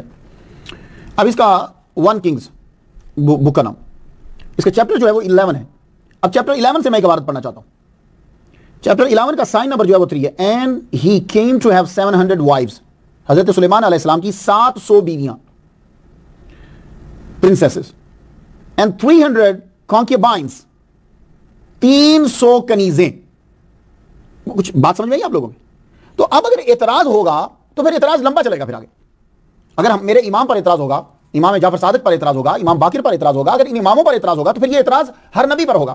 کتنی لوڈیاں تھیں سلیمان علیہ السلام کے پاس؟ 300. میں اپنی کتاب کا حوالہ نہیں دے رہا، میں نے اس کتاب کا حوالہ دیا. اسی طرح ابراہیم علیہ السلام کے پاس، آپ کے پاس بھی کنیزیں تھیں. حضرت یعقوب علیہ السلام کے پاس 2 بیویاں 2 کنیزیں تھیں. یہ سلسلہ سارے نبیوں میں چل رہا ہے. تو اگر ہمارے اماموں پر اعتراض ہوتا ہے تو پھر نبیوں پر بھی اعتراض ہوگا. تو یہ سب سے میری گزارش ہے، ان چیزوں کو آپ سب لوگ ذہن نشین فرما لیجئے. اب ایک اور اعتراض رہ گیا، وہ بہت بڑا تھا، بڑا ضروری ہے، میں نے آپ کا بہت ٹائم لے لیا. لیکن امام، ہم نوکر ہیں امام کے در کے. ہمارے امام پر جو اعتراض کرے، ہمارا فرض بنتا ہے کہ اپنی تمام صلاحیتوں کو وہاں لگا کر اپنے امام کی طرف سے جواب دیں. پھر دیکھیے امام کے صدقے سے رب ہم پر کتنا کرم فرماتا ہے. دوسرا اعتراض جو ہے وہ یہ کہ کنیز کو اپنے گھر میں بیوی کی طرح رکھ لینا، یہ پھر ہمارے امام پر اعتراض ہے. اور آج کے دور کے غیر مسلم اور جدید مسلم شرم دلانے کے لیے لوگوں سے کہتے ہیں، حالانکہ خود ان کی اپنی حالت کیا ہوتی ہے. یہ جتنے غیر مسلم اور یورپ والے ہم پر ہر ہفتے نئی گرل فرینڈ لیتے ہیں. وہ بھی تو لونڈی کنیز ہی ہے نا، جب جو نکاح میں نہیں آ رہی تو پھر کیا ہے؟ ہر ہفتے نئی گرل فرینڈ ہے. لیکن ہمارے امام پر اعتراض ہے کہ گھر میں کنیز کیوں ہے. اب ذرا دھیان سے سنیے گا. میرا صرف یہ سوال ہے کہ جنہوں نے اسلام پر اعتراض کیا کنیز کے اوپر، مجھے یہ بتا دو کہ عورت آدمی پر حلال کس وجہ سے ہوتی ہے. پلیز، میں پھر بار بار معذرت کر رہا ہوں اپنے سننے والوں سے. میں عادی بنانا چاہتا ہوں آپ کو کہ کچھ اہم بات بھی سن لیجیے. امام کے قدموں کا صدقہ یہ بڑا مسئلہ ہے جو حل ہو جائے گا کہ عورت آدمی پر حلال کس وقت ہوتی ہے. ایک صاحب کھڑے ہو کے بولے میرے لیکچر کے دوران، جی مختار شاہ صاحب وہ جب نکاح ہو جاتا ہے. نہیں، نکاح سے عورت حلال نہیں ہوتی. نکاح ایک طریقہ ہے. اگر اچھا نکاح ہے کیا؟ نکاح یہ ہے کہ خامد کا کہنا کہ میں نے تجھے قبول کیا، یا خامد کی طرف سے کوئی وکیل. عورت کا کہنا میں نے تجھے قبول کیا، یا خامد کی طرف سے بیوی کا کہنا کہ میں نے تجھے قبول کیا، یا بیوی کی طرف سے کوئی وکیل. میری بات کو سمجھ میں آ رہی ہے آپ کے؟ تو ایجاب و قبول کا نام نکاح ہے. تو اگر یہ دونوں میاں بیوی ایک کمرے کے اندر بیٹھ کر، ایک لڑکی ایک لڑکا کمرے میں بیٹھ کر کہ میں نے تجھے قبول کیا، میں نے تجھے قبول کیا، کیا نکاح ہو جائے گا؟ نہیں. تو پھر تو جب پتہ یہ چلا کہ نکاح سے حلال نہیں ہوتی، حلال کب ہوگی؟ جب اللہ تعالیٰ فرمائے گا. اب آپ نے روزہ رکھا ہے، صبح سے شام تک آپ کی بیوی آپ کے اوپر حلال نہیں ہے، تو پتہ یہ چلا کہ اللہ جب کہے گا تو حلال ہے، اللہ نہیں کہتا تو حلال نہیں ہے. تو بات اس طریقے پر نہیں ہے. بات یہ ہے کہ اللہ تعالیٰ کے حکم پر ہے کہ پروردگار عالم کب کہہ رہا ہے اور کس کے لیے کہہ رہا ہے. کچھ بات سمجھ میں آئی؟ تو نکاح اللہ نے یہ فرما دیا کہ پبلک کے سامنے 2 کا ایجاب و قبول کر لینا میں حلال کرتا ہوں آزاد عورت کے لیے، کہ یہ طریقہ آزاد عورت کے لیے ہے، یہ تمہارے لیے حلال ہوگی عورت. اور دوسرا اللہ تعالیٰ نے فرمایا ملک یمین، وہ کہ جو تمہارے انڈر آ گئی ہیں، ما ملکت ایمانکم ہیں، وہ تمہارے لیے حلال. تو گویا کہ اللہ تعالیٰ نے ہمارے لیے 2 طرح کی عورتیں حلال کر دی. میری بات سمجھ آ رہے ہیں؟ اب اللہ کا حکم سن لیجیے تاکہ کسی کو اعتراض نہ ہو. اللہ کیا فرماتا ہے سورہ نساء آیت نمبر 3 پہ، فَإِنْ خِفْتُمْ أَلَّا تَعْدِلُوا فَوَاحِدَةً أَوْ مَا مَلَكَتْ أَيْمَانُكُمْ. تمہارے لیے ازواج جائز ہیں، نکاح جائز ہیں. تو اب اگر تم 2 3 4 میں عدل نہیں کر سکتے تو ایک بیوی تمہارے لیے، فَإِنْ لَمْ تَعْدِلُوا فَوَاحِدَةً، ایک بیوی، اور ما ملکت ایمانکم یا لونڈی. تو یہاں اللہ تعالیٰ نے ہمارے لیے کنیز کو جائز قرار دیا. سورہ احزاب کی آیت نمبر 50 پہ اللہ نے فرمایا یا ایھا النبی انا احللنا لک ازواجک التی آتیت اجورہن وما ملکت یمینک مما عفا اللہ علیک. تو یہاں اللہ تعالیٰ نے حلال کیا. اللہ فرماتا ہے ہم حلال کرتے ہیں نبی تمہارے لیے بیویوں کو حلال کیا جن کا آپ مہر ادا کر چکے ہو، اور آپ کی باندیوں کو آپ پر حلال کر دیا جو اللہ نے آپ کو مال غنیمت کے ذریعے دی. کچھ سمجھ میں آ گیا؟ تو کنیز پر اعتراض مت کرنا، یہ اللہ تعالیٰ نے حلال کی ہے. تو ہم لوگ جو ہیں اگر سچے مسلمان ہیں تو ہم قرآن مجید کو مانتے ہیں، دوسروں کے لا کو مانتے نہیں ہیں کہ ہر سیٹرڈے کو ایک نئی گرل فرینڈ لے لینا جائز ہے، اور اگر کسی نے کنیز رکھ لی تو ہمارے اماموں پر اعتراض ہو گیا. تو اماموں نے غلامیت کو ختم کیا، ان کو گھر میں رکھ کر تعلیم دی اور معاشرے میں اعلیٰ مقام دلوایا. اور اب جب پوری دنیا نے جب یہ طے کر لیا کہ ہم کسی کو غلام نہیں بنائیں گے تو ہم نے کہا ٹھیک ہے، ہم تو پہلے ہی کہہ رہے ہیں کہ غلام نہیں ہونا چاہیے. 8ویں تاجدار ولایت و ولایت حضرت علی بن موسیٰ الرضا کی والدہ کنیز ہیں. علی بن موسیٰ الرضا کی ولادت 148 ہجری میں ہوئی اور اسی ہجری میں آپ کے دادا حضرت امام جعفر صادق رضی اللہ تعالیٰ عنہ کا وصال ہوا. اللہ اکبر جل شانہ. اگر ایک دو ماں بھی مل گئے ہیں تو یقیناً دادا کا لمس علی بن موسیٰ الرضا رضی اللہ تعالیٰ عنہ کو ملا ہوگا. بزرگوں کا ہاتھ لگ جانا ہی، یہ تو خون ہی سارا خالص ہے، ہاتھ ہی کسی کا لگ جائے تو اس چیز کے درجے کو بڑھا دیتا ہے. اللہ اکبر جل شانہ. اب دیکھنا یہ ہوتا ہے اس کا بچپن اور تعلیم کو دیکھنا ہوتا ہے. امام رضا علیہ السلام جو ہے، امام رضا علیہ السلام، آپ کا دل چاہتا ہے بولو رضا بولو رضا بولو، مطلب دونوں کے ٹھیک ہے. آپ کی ولادت 148 ہجری میں ہوئی، یہ مشہور روایت ہے. پیدا کہاں ہوئے؟ مدینہ کے اندر. آئے ہائے کیا مقام ہے وہاں. تو کسی کو مرنے کے لیے جگہ مل جائے تو کمال ہے، ان کو تو ولادت کے لیے جگہ مل گئی. پیدا ہوئے وہاں کی فضائیں. اللہ اکبر. اس لیے یہ میں ریکمینڈ کروں گا اپنے سننے والوں کے لیے، آپ جب کبھی عمرہ کرنے کے لیے جاؤ تو مکہ شریف کی بنسبت مدینہ شریف سے اپنا سارا سامان جو ہے وہ خریدو. میرے نبی صلی اللہ علیہ وسلم خوش ہوتے ہیں. اور مدینہ کے کسی بندے کو تنگ نہ کرنا. کوئی تمہیں دھوکہ دے رہا ہو، کوئی تمہیں کچھ کہہ رہا ہو، کچھ بھی کرے، مدینہ کے کسی بندے کو کچھ نہ کہنا. اللہ اکبر جل شان. محمد مصطفیٰ صلی اللہ علیہ وآلہ وسلم کا شہر. تو مدینہ میں آپ پیدا ہوئے. مدینہ کا کیا مقام ہے؟ جس وقت آپ کی ولادت ہوئی تو آپ کے والد گرامی حضرت امام موسیٰ کاظم رضی اللہ تعالیٰ عنہ کی عمر اس وقت 20 سال تھی. اس لیے جب بچہ بالغ ہو جائے 18-19 سال میں بچے کی شادی کر دینی چاہیے. وہ بڑی چیزوں سے بچ جاتا ہے. فائدہ بھی ہوتا ہے کہ پھر بچے جوان ہو جاتے ہیں. یہ نہیں ہے کہ تمہاری عمر 60 سال ہوگی تو پتہ چلا بیٹا جو ہے وہ 5 سال کا ہے. اس میں غلطی تو کوئی نہیں ہے، لیکن یہ ہوتا ہے کہ اگر جلدی 18-19 سال میں شادی کی، اور آج کے دور میں تو لازمی کر دینی چاہیے، ایمان بھی بچ جاتا ہے اور اولاد بھی طاقتور ہوتی ہے اور آدمی کو سپورٹ مل جاتی ہے. امام علی بن موسیٰ الرضا کو تقریباً 20 سال اپنے والد گرامی حضرت امام موسیٰ کاظم رضی اللہ تعالیٰ عنہ کے ساتھ رہنے کا موقع مل گیا. اجمیوں کے لیے پرابلم تو کیا ہوتی ہے، ہمارے لیے جیسے ہم لوگ جاتے ہیں مدرسہ کے اندر. میں جامعہ نعیمیہ گیا، ڈاکٹر سرفراز نعیمی الازہری شہید رحمۃ اللہ علیہ نے سب سے پہلے مجھے علم صرف علم نحو اپنے پاس بٹھا کر پڑھائی. یہ میرے لیے سعادت اور فخر ہے. اپنے پاس علم صرف، میں پہلے علم صرف فالا فالا فالو فالت فالت فالنا فالتا فالتما فالتم فالتے فالتما فالتنا فالتو فالنا، یہ میں نے اپنے استادوں کے پاس بیٹھ کر انہیں یاد کیا. یہ یاد کرنے کے بعد پھر ہمیں عربی کے بنیادی چیزیں انا انا کانا لکنا لیتا لالا انا یہ کرتا ہے اور کانا یہ کرتا ہے اور یہ حرف ان جو ہے وہ یہ کرتا، یہ ساری چیزیں ہمیں سیکھنا پڑتی ہیں. اس کے اوپر ہمارے کتنے سال لگ جاتے ہیں. لیکن جو عربی میں پیدا، اس دور میں جو پیدا ہوا، جو امام ہیں جو ان کو عربی سیکھنے کی ضرورت ہی نہیں ہے. عربی تو ان کو آلریڈی آتی ہے. اب ان کو چیزوں کو یاد کرنا ہے. اب ہمارے لیے ہوتا ہے یہ کتاب یاد کرو یہ کرو یہ کرو، لیکن ان علاقوں کے اندر کیا ہوتا ہے کہ اس میں ایک ٹاپک ایک لیکچر دیا جاتا ہے، اس کے اندر ساری چیزوں کو بیان کر دیا جاتا ہے. تو امام علی بن موسیٰ الرضا رضی اللہ تعالیٰ عنہ کو گھر کے اندر عربی زبان ملی. اور والد گرامی وہ ہیں کہ جن کے پاس اپنے اللہ اکبر جل شانہ علی کا علم ہے، امام حسین کا علم ہے، امام باقر کا علم ہے، امام جعفر صادق کا علم ہے. تمام علوم ان کے اندر بند ہیں. وہ سارے علم اب یہ بچہ سیکھ رہا ہے. اور اس کے علاوہ آپ کی والدہ ماجدہ اللہ اکبر جل شانہ، آپ کی والدہ جو ہیں نجمہ یا تکتم، یہ کنیز تھی حضرت حمیدہ خاتون کی. اور حضرت حمیدہ خاتون رضی اللہ تعالیٰ عنہ، ان کے بارے میں یہ میں بیان کر چکا ہوں کہ آپ مدینہ کی بہت بڑی عالمہ فاضلہ تھی. فقہ کے جتنے مسائل عورتوں کو پیش ہوتے تھے وہ آپ سے آ کر پوچھتی تھی. اور آپ شاگردہ ہیں حضرت امام جعفر صادق رضی اللہ تعالیٰ عنہ کی. اب بتا دیے کہ جن کی والدہ اتنی بڑی عالمہ فاضلہ کی کنیز ہوئی ہوں اور والد گرامی پورے وارث و علم کے جو علی سے چلتا آ رہا ہے، تو کیا یار کمی ہوگی. 20 سال تک رہ کر اپنے والد گرامی سے سیکھا. تو اس دور میں مسلمان عام طور پہ اور اولاد رسول خاص طور پہ غلاموں کو قرآن اور حدیث سکھاتے تھے، حافظ قرآن بناتے تھے. یوں کہہ دیجیے کہ وہ گنواروں کو مہذب بناتے تھے.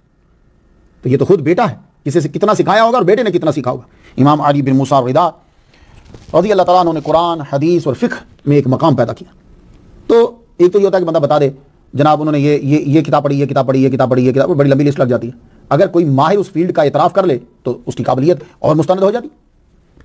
تو اب ہم دیکھنا چاہتے ہیں کہ امام علی بن موسیٰ الرضا رضی اللہ تعالیٰ عنہ کے بارے میں ماہرین نے کیا کہا. علامہ یوسف نبہانی رحمۃ اللہ علیہ جامع کرامات الاولیاء میں کیا کہتے ہیں؟ احد اکابر الائمہ ومصابیح الامہ من اہل بیت النبوہ ومعادن العلم. اللہ اکبر جل شانہ. یہ جو جملہ ہے تمام چیزوں سے بے نیاز کر دیتا ہے کہ ہم بتایا جائے یہ ڈگری ہے، یہ ڈگری ہے، یہ ڈگری. ومعادن العلم، آپ معدن نہیں معادن ہیں. علم کے آپ جو ہیں وہ کان ہیں علم کی، جیسے کان وہاں سے چیزیں نکلتی ہیں. تو علامہ یوسف نبہانی رحمۃ اللہ علیہ نے فرمایا کہ امام علی بن موسیٰ الرضا یہ علم کی کان ہے. اللہ اکبر جل شانہ. محمد بن عمر واقدی کہتے ہیں علی بن موسیٰ الرضا ایک عظیم محدث تھے، فقیہ تھے.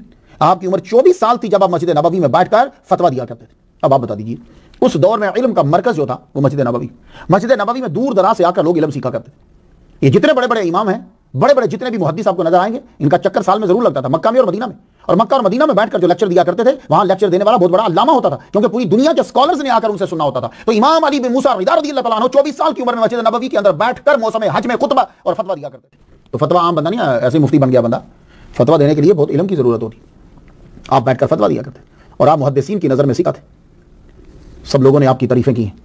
لازم ہے، اس لیے میں کہتا ہوں خطباء پہ علماء پہ لازم ہے کہ زندگی میں ایک مرتبہ اللہ صلیکم علیہ اجرا الا المودۃ فی القربہ اس پر عمل کرتے ہوئے امام کی شان کو ضرور بیان کریں۔ ابو نواس بہت بڑا شاعر گزرا ہے تو بہودہ قسم کا شاعر تھا، الف لیلا جو ہے اس میں بھی اس کا ذکر آتا ہے، ویسے بھی ابو نواس کی ٹیلز جو ہیں وہ بڑی مشہور ہیں۔ اس نے ہر قسم کی شاعری کو چھیڑا، اس کی وجہ کیا تھی؟ وجہ یہ تھی کہ جب آدمی بہت غریب ہوتا ہے نا تو وہ شہرت کے لیے جو چیز ملتی جاتی ہے کرتا جاتا ہے، ٹک ٹک ٹک کرتا جائے تاکہ وہ بلندی کے اوپر چڑھے۔ وہ ایسے سہاروں کو ڈھونڈتا ہے کہ جن سہاروں سے وہ شہرت کی بلندی پہ پہنچ جائے، اس کے لیے اس کو اپنے گروپ کی مخالفت کرنی پڑے، اپنے لوگوں کی مخالفت کرنی پڑے، کرے گا لیکن دوسروں کی خوشنودی کے لیے وہ کام کرے، کسی کو پتہ نہیں چلنے دے گا اور وہ مشہور ہوتا جاتا۔ ابو نواس کا یہی طریقہ تھا۔ ابو نواس نے کیا کیا کہ شہرت کے لیے اس نے ہر ٹاپک کو چھیڑا، شراب کے بارے میں لکھا، شباب کے بارے میں لکھا، جو تھا گند لکھتا جاتا تھا، لطیفے جو کچھ تھا لکھتا جاتا۔ کسی نے ایک دن ایسے ہی بات چھیڑ دی، ابو نواس سے یہ کہا یار تو ہر چیز کہتا جاتا ہے، ہر چیز جس پہ تجھے کہتے ہیں اچھا ہو برا ہو ہر شعر لکھ دیتا۔ بعد میں اس نے آخر میں توبہ کر لی تھی، تو ہر چیز لکھ دیتا ہے، کیا تو نے امام علی بن موسیٰ رضا کے بارے میں کچھ لکھا ہے؟ ہائے ہائے ہائے، بس اللہ تعالیٰ نے کسی کو توفیق دینا ہوتی ہے نا تو اس سے کوئی کام کروا لیتا، پتہ نہیں اس بیچارے پہ رب کو کیا کرم رحم آیا، نظر کرم فرمائی، تو اب سوچے بیٹھنے کا کہ میں علی بن موسیٰ رضا کے بارے میں کیا لکھوں۔ تو اس کا آخری جملہ مجھے بڑا ٹاپ کا لگا ہے، تو لکھتا ہوا کہتا ہے، میں ترجمہ آپ کی نظر کر دوں، کہتا ہے کہ مجھے لوگوں نے بتایا ان کے بارے میں، نسب ان کا بڑا بلند ہے، مجھے لوگوں نے بتایا ان کے پاس ہر علم ہے، وہ علم کہ جو نبی کی باتوں سے نکلتا ہے، نبی سے جو علم چلا تھا نبی کی بیٹی تک، نبی کے داماد تک، وہ سارا علم ان کے پاس ہے۔ ان کی مدح اللہ اکبر جل شانہ، مجھے لوگوں نے آ کے یہ کہا کہ تم مدح کرو ان کی، اس شخص کی کہ جس کے اندر اللہ تعالیٰ نے ساری خصلتوں کو جمع کر دیا ہے۔ تو بیان کرتے ہوئے آخر میں جو کہہ گیا نا غضب کر گیا خدا قسم، اور میں یہ سمجھتا ہوں کہ اس لائن کے صدقے اللہ نے اس کو آخرت میں توبہ کی توفیق دے دی، اور اس نے توبہ بھی کمال کی کری ہے۔ میں آپ کو بھی بتاتا ہوں آخر میں امام علی بن موسیٰ رضا رضی اللہ تعالیٰ عنہ کے بارے میں کیا کہتا ہے، قلت لا استطیع مدح امام، میں تو یہ اقرار کرتا ہوں کہ میرے میں طاقت ہی نہیں ہے کہ میں امام علی بن موسیٰ رضا کی مدح کر لوں، کان جبریل خادما لابیہ، اس شخص کی مدح میں کس طرح کروں کہ جبریل علیہ السلام جس کے باپ کے خادم ہے، اللہ اکبر جل شانہ۔ اور مجھے خدا کی قسم پکا یقین ہے کہ اس لائن کے صدقے سے اللہ تعالیٰ نے اس کو توبہ کی توفیق، ورنہ جو کچھ نے بیان کیا یہ ایک علیحدہ ٹاپک ہے کہ ابو نواس نے کیا کیا ہے اس کی شاعری نے، لیکن اس کو توبہ کی توفیق مل گئی۔ اب توفیق جو توبہ کی وہ اس کی توبہ بڑی مشہور ہے، الہی لست للفردوس اہلا ولا اقوى على النار الجحیم فهب لي توبة واغفر ذنوبی فانك غافر الذنب العظیم۔ اے الہی میں جانتا ہوں کہ میں جنت کے لائق نہیں ہوں، میں دوزخی ہوں، لیکن مالک مجھے توبہ کی توفیق دے، میرے گناہ معاف فرما، تو ہی گناہوں کو معاف کرنے والا ہے، بڑا غالب ہے۔ وعاملنی معاملۃ الکریم وثبتنی علی النہج القویم، اے مالک میرے ساتھ وہ معاملہ کر جو کریم معاملہ کرتے ہیں۔ ذنوبی مثل اعداد الرمال فہب لی توبۃ یا ذا الجلال، اے یا ذا الجلال مجھے توبہ کی توفیق دے، میری توبہ قبول کر، میری توبہ قبول کر اور میرے گناہ معاف کر دے کہ جو ریت کے ذروں کے برابر ہیں۔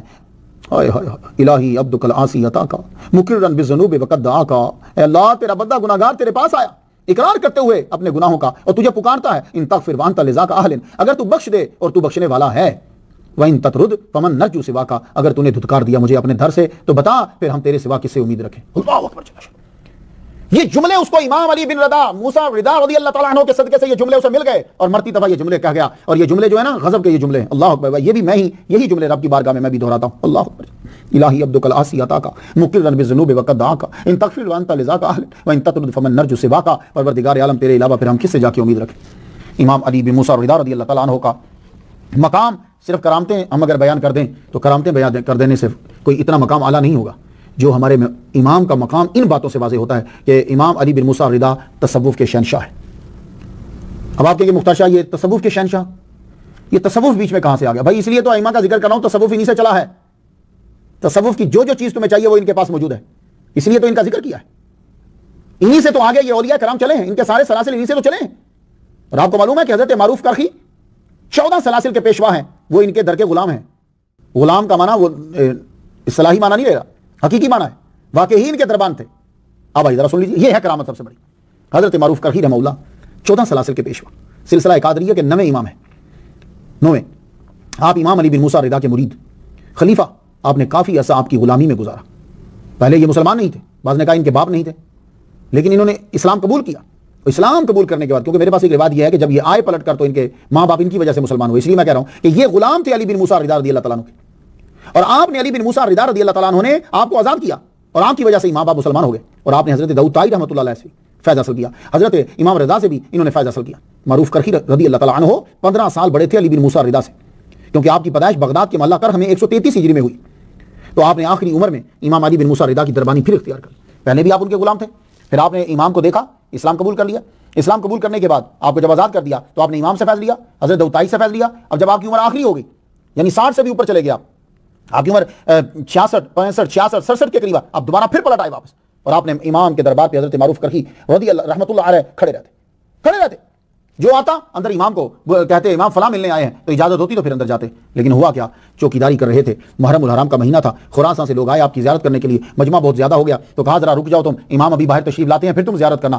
ایک دم سے امام اندر سے پیغام آیا کہ امام آ رہے ہیں، دروازہ جب کھول دیا گیا تو لوگ اتنی تیزی کے ساتھ، اتنا مجمع تھا، اتنی تیزی سے آگے بڑھے کہ حضرت معروف کرخی رحمۃ اللہ علیہ جو ہے مجمع وہ لڑکوں نے دیکھا نہیں، اور 60 سال کے یہ بوڑھے ایک دم سے مجمع کے نیچے آگے، لوگ امام کی طرف بڑھ رہے تھے، سب لوگوں کی ہڈیاں پاؤں اور یہ چیزیں جب ان کے اوپر پڑی تو ان کی ہڈیاں جو ہیں وہ ٹوٹ گئیں، اور اپنے امام، اپنے پیر، اپنے استاد، اپنے آقا کے در پر ہی اس غلام نے جان دے دی۔ اس سے بڑھیا جان اور اس سے بڑھیا سعادت دنیا میں کسی کو نہیں ہو سکتی۔ 14 سلاسل کے پیشوا حضرت معروف کرخی رحمۃ اللہ علیہ آپ نے جان دی تو امام علی بن موسیٰ رضا رضی اللہ تعالیٰ عنہ کے در پر آپ نے جان دے دی۔ اللہ اکبر جل شانہ۔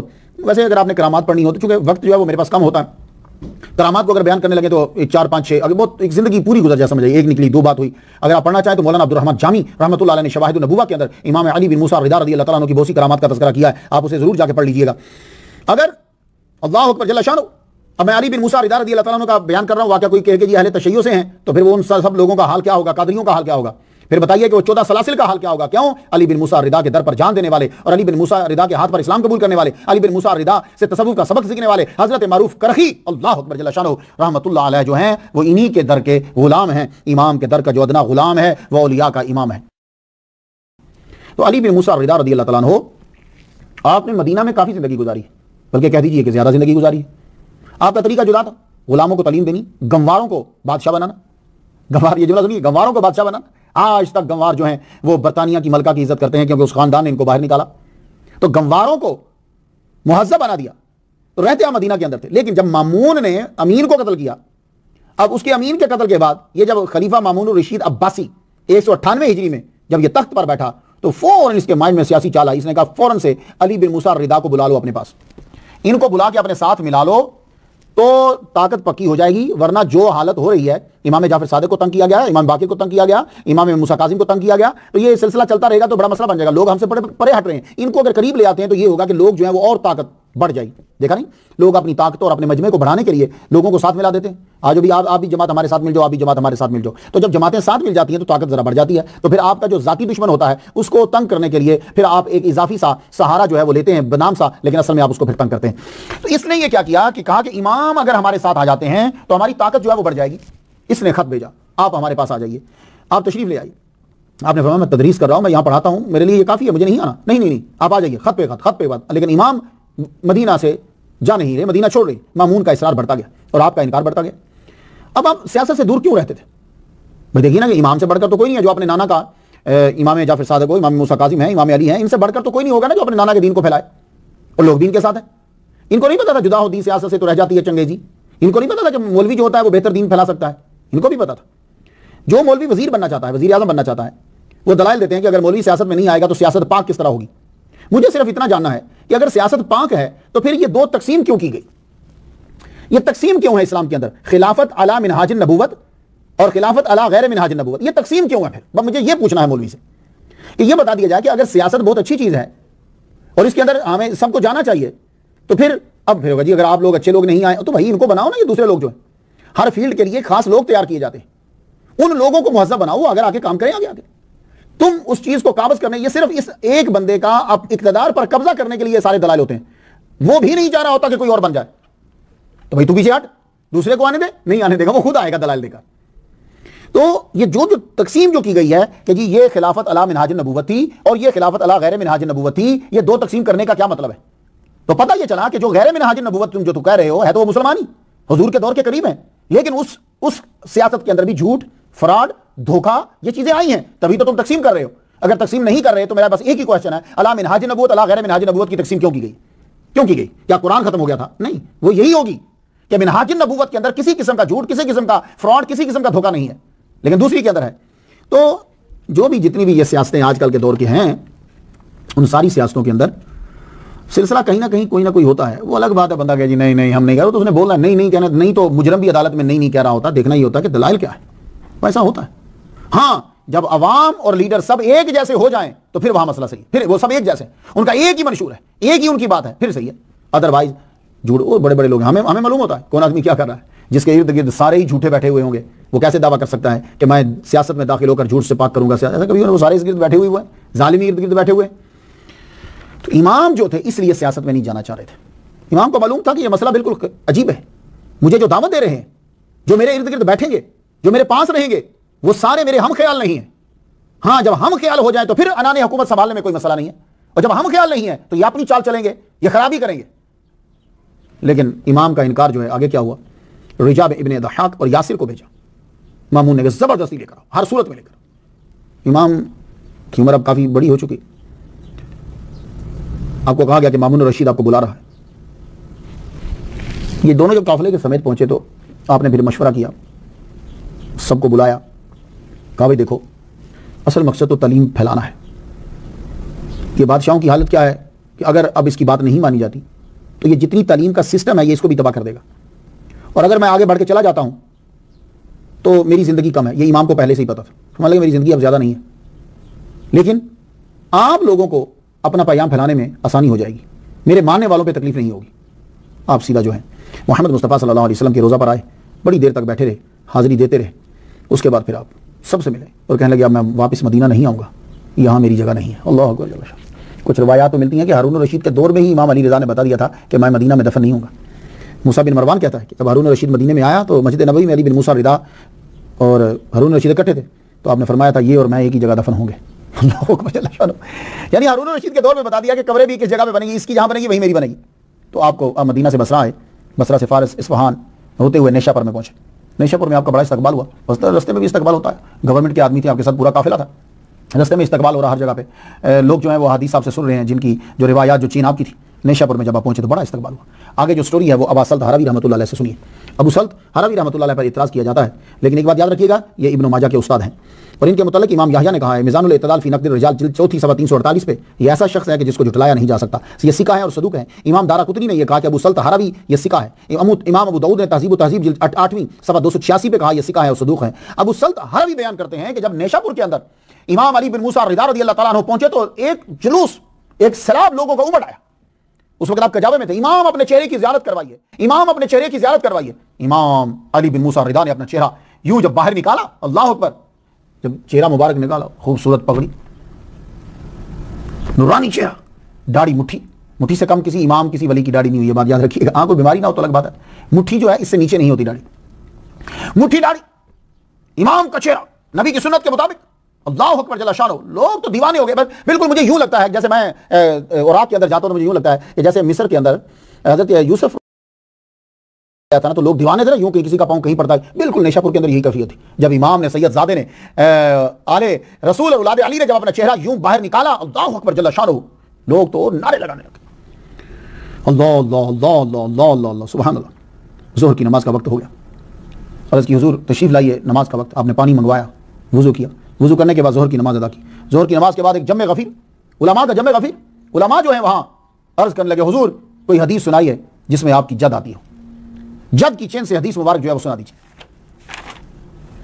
امام نے پھر وہاں حدیث سنائی نیشا پور کے اندر، فرماتے ہیں میں نے اپنے باپ موسیٰ کاظم سے سنا، انہوں نے اپنے والد امام جعفر صادق سے سنا، انہوں نے اپنے والد امام باقر سے سنا، انہوں نے اپنے والد امام زین العابدین سے سنا، انہوں نے اپنے باپ امام حسین سے سنا، انہوں نے اپنے باپ حضرت علی سے سنا، حضرت علی نے حضور پاک سے سنا، حضور پاک کو جبرائیل علیہ السلام نے بتایا، اور جبرائیل علیہ السلام رب کا پیام لے کر آئے۔ حضور فرماتے ہیں انی انا اللہ لا الہ الا انا فاعبدنی، من جانی منکم بشہادت اللہ الہ الا اللہ باخلاص دخل فی حصنی ومن دخل فی حصنی آمن من عذابی۔ حدیث یہ ہے کہ میں اللہ، میرے سوا کوئی بھی معبود نہیں، میری ہی پوجا کرو، اور جو تم میں سے یہ گواہی لے کر آیا کہ اللہ کے سوا کوئی معبود نہیں اور اخلاص کے ساتھ اس نے یہ گواہی دی، وہ میرے قلعے میں داخل ہو گیا، اور جو میرے قلعے میں داخل ہوا وہ میرے عذاب سے محفوظ ہو گیا۔ امام نے یہ حدیث اور ایک جگہ ہے کہ آپ نے کہا من قال لا الہ الا اللہ فدخل الجنہ، اور آپ نے اور ایک جگہ تشریح میں ہے کہ آپ نے یہ کہا اس کے ساتھ ساتھ ہماری محبت بھی ضروری ہے. اللہ اکبر جل شانہ. امام نے یہ حدیث سنائی. وہاں سے آپ مرو پہنچے. مرو میں آپ کا شاندار استقبال کیا گیا. امائدین سلطنت وہاں آئے، خلیفہ خود آگے باہر آیا اور آپ کا استقبال جب کیا گیا، مامون عباسی آپ کو اپنے محل کے اندر لے گیا، آپ کو ایک خاص جگہ کے اوپر آپ کو ٹھہرایا گیا، اور جب ٹھہرایا گیا لوگوں کو کھلی اجازت دے دی گئی کہ تم جا کر امام کی زیارت کر سکتے ہو. یہ کس طرح برداشت کر لیا ایک بادشاہ نے کہ وہ امام کی اجازت کی امام کی زیارت کی کھلی اجازت دے دے؟ وہ یہ دیکھنا چاہتا تھا کہ ان کے ماننے والے کتنے ہیں. یہ آدمی جانچتے ہیں کہ یہ ماننے والے کتنے ہیں، کتنا اثر و رسوخ ہے ان کا. لیکن مامون یہ دیکھ کر پریشان رہ گیا کہ جتنے دن وہ دیکھتا رہا ہر روز امام کو ماننے والے اور زیارت کرنے والوں کی تعداد بڑھتی چلی جاتی. ایک دن پھر اس نے اپنے دربار کے اندر امام کو بلا لیا. جب بلایا تو اصلی مدعا کے اوپر آ گیا کہ امام کو لے کر وہ کیوں آیا تھا. اب وہ آ گیا اصلی بات کے اوپر کہ وہ امام سے کہنا کیا چاہتا ہے. وہ کہنا کیا چاہتا ہے. اب جملے سنیے گا. اے رسول خدا کے فرزند، مجھے اپنے آپ کے فضل و پرہیزگاری اور عبادت کا بخوبی علم ہے. آپ مجھ سے فضل میں زیادہ ہیں، زہد میں زیادہ ہیں، پرہیزگاری میں زیادہ ہیں. میں یہ چاہتا ہوں کہ آپ کو خلیفہ بنا دوں اور خود خلافت چھوڑ دوں. سیاست دیکھی آپ نے. خدا کی قسم بہت دور مشکل آ گیا یار. آج کل پتہ نہیں چلتا یہ بندہ نیک ہے، یہ کیا نمازیں پڑھ رہے ہیں، عبادت کے لبادے اڑے ہوئے ہیں اور کریکٹر کے اتنے گندے ہیں. اب یہ بظاہر یہ جملہ بڑا خوبصورت ہے، کوئی اس میں کوئی جھوٹ ہے کہ آپ افضل ہیں، آپ زہد میں زیادہ ہیں، پرہیزگاری میں زیادہ ہیں، آپ خلیفہ بن جائیں. لیکن بندہ جھوٹ بول رہا ہے. یہ اسی طرح ہی جیسے سورہ منافقون میں اللہ نے کہا کہ یہ منافق آگے تجھے کہتے ہیں کہ تم اللہ کے رسول ہو، اللہ جانتا ہے کہ تم اللہ کے رسول ہو، پر یہ جھوٹ بول رہا ہے. نہیں، اسی طرح آج کل بھی اسی طرح ہی ہوتا ہے. بچ کے رہو. لوگوں کے جملے نہ دیکھا کرو کہ جملے کا جو ایکشن ہے نتیجے میں وہ اس میں پایا جاتا ہے کہ نہیں پایا جاتا. وہ نہ پایا جاتا تو کبھی کسی کے جملے پہ اعتبار مت کیا کرو. آپ نے تھوڑی دیر سر کو جھکایا تو سر اٹھا کر کہنے لگے مامون، اگر خلافت تیرا حق ہے اور خدا نے تمہیں عطا کی ہے تو دوسرے کو دینا تمہارے لیے جائز ہی نہیں. اور اگر تیرا حق نہیں ہے خلافت تو پھر وہ شاید تو میرے سپرد کیسے کر سکتا ہے جو تمہاری ہے ہی نہیں. پھنس گیا. آپ نے فرمایا مامون، مجھے تواضع اور انکساری میں بڑا مزہ آتا ہے. میں بادشاہ خلیفہ میں نہیں بننا چاہتا، مجھے اس سیاست میں داخل نہیں ہونا. یہ بات یاد رکھ لیجیے. کچھ لوگ میری بات سے اختلاف کریں گے، جی نیک لوگ اگر خلافت سیاست میں نہیں آئیں گے تو پھر تو بڑے برے آ رہے ہیں. یہ جو تمہیں نیک نظر آ رہے ہیں نا جو سیاست میں جا رہے ہیں، ان کو جا لینے تو پھر دیکھنا. کیوں؟ اس لیے کہ تمہیں پورا سیٹ اپ صحیح کرنا ہے. یہ بات آپ سمجھ رہے ہیں. اب سارا نیچے کیچڑ ہو، اس میں تم گلاب کا پھول رکھ دو. گلاب کے پھول کی خوشبو پر کسی کو اعتراض نہیں ہے، گلاب کے پھول کے نظام پر کسی کو اعتراض نہیں ہے، گلاب کے پھول کی خوبصورتی پر کسی کو اعتراض نہیں ہے. اعتراض یہ ہے کہ گلاب کا پھول بھی چند دن گلاب کا پھول نہیں رہے گا، کیونکہ جس پہ اوپر تم نے جا کے رکھ دیا ہے وہ سارا گند ہے. اس لیے میں اس نقطہ نظر سے کہہ رہا ہوں. یہ بات اس میں آئی. ہاں، تو باقی وہ بندہ جو ہے وہ طریقے وہ ذرائع استعمال کر رہا ہے کہ وہ سیٹ پر پہنچنا چاہتا ہے، کسی نہ کسی طرح پہنچ جاؤں میں. آگے دیکھی جائے گی تاریخ میں ایک دفعہ نام تو لکھا جائے. یہ بات اس کے لیے وہ ہر چیز استعمال کرتا ہے. اور یہ اس کا ضمیر جان رہا ہوتا ہے کہ وہ اپنے دین کے ساتھ اور اپنی چیزوں کے ساتھ اور اپنی زندگی کے ساتھ کتنا بڑا دھوکہ کر رہا ہے. یہ اس کا ضمیر جانتا ہے. تو جب مامون الرشید یہ جانتا تھا کہ وہ کیا جھوٹ بول رہا ہے، کیا کر رہا ہے، لیکن امام جو ہے اسے سیاست میں نہیں آ رہے، اور امام کو بھی پتا ہے کہ یہ سارا عملہ کون سا ہے. پھر اب دوسرا پینترا چینج کیا. ٹھیک ہے، آپ اگر خلافت قبول نہیں کرتے، خلیفہ بادشاہ نہیں بنتے، تو آپ میرے ولی عہد بن جائیے. آپ نے تھوڑی دیر سوچا. آپ کو اللہ تعالیٰ کی طرف سے الہام ہوا. ولی عہد اسے کہتے ہیں کہ جو بادشاہ کے مرنے کے بعد بادشاہ بنتا ہے. آپ کی زندگی ہی بہت کم ہے. یہ امام کو پہلے سے پتا تھا. آپ نے فرمایا ٹھیک ہے، ولی عہد ہی قبول ہے مجھے. کیوں؟ ولی عہد اسے کہتے ہیں کہ مرنے کے بعد جو بادشاہ بنے. تو آپ کو تو بادشاہ بننا ہی نہیں ہے. آپ نے فرمایا ٹھیک ہے ولی عہد ہی قبول، کیونکہ آپ کو زندہ ہی نہیں رہنا تھا. فوراً دربار سجا دیا گیا. آپ دربار جب سجا دیا گیا، جمعرات کا دن مقرر کیا گیا، تو تمام فوج اور عمائدین کو دعوت دی گئی. ایک سال کی اضافی تنخواہ دے دی گئی. عباسیوں کا پرچم کالے رنگ کا تھا، اتار کر سبز پرچم لہرا دیا گیا. یہ جو دعوت اسلامی کا پرچم ہے، دعوت اسلامی کی جو پگڑی کا رنگ ہے، یہ کلر تھا اماموں کا. امام علی بن موسیٰ رضا، اصل میں یہ ہاشمیوں کا کلر سبز ہے. تو دعوت اسلامی مولانا الیاس قادری صاحب نے جو کلر اپنایا ہے، یہ ہاشمیوں کا کلر تھا. تو عباسیوں نے کالا پرچم اتار دیا. عباسیوں کی فوج جو دربار میں خاص لوگ آتے تھے کالا لباس پہن کر آتے تھے، فوراً حکم دیا گیا کہ کالا لباس اتار کر سبز لباس پہنو. وردیاں سبز، پرچم سبز. تو یہ سبز رنگ جو ہے ہاشمیوں کا لباس تھا اور یہ آپ کے خاندان میں چلا رہا تھا. تو امام علی بن موسیٰ الرضا رضی اللہ تعالیٰ عنہ کی جب بایعت لے لی گئی ولی عہدی کی، تو فوراً آرڈر ہوا کہ عباسیوں کا کالا پرچم اتار دیا جائے، سبز پرچم لہرا دیا جائے اور لباس جو ہے وہ سبز کر دیا جائے، کالا لباس جو ہے وہ اتار دیا جائے. تاریخ ابن خلدون میں یوں ہے کہ مامون الرشید عباسی نے جب علی بن موسیٰ الرضا کی ولی عہدی کی بایعت لی تو مامون نے کہا الرضا من آل محمد، یہ ٹوٹل، اور آرڈر دیا کہ گورنمنٹ کے جتنے پیسے چھپیں گے ان پیسوں کے اوپر علی بن موسیٰ الرضا کا نام ضرور ہوگا. تو وہ نام ان کا ٹھپا لگتا تھا. 202 ہجری میں سفر مدائن کے دوران اور اثناء راہ سفر خلیفہ مامون نے اپنی بیٹی ام حبیب کا نکاح بھی کر دیا. 202 ہجری میں نکاح کیا. احمد ترابی نے لکھا ہے کہ نکاح تو کر دیا مگر رخصتی نہیں کی. آپ کے بھائی ابراہیم بن موسیٰ کو امیر الحجاج بنا دیا اور یمن کا گورنر بنا دیا. 4 سال ہی گزرے ہوں گے بس، 4 سال.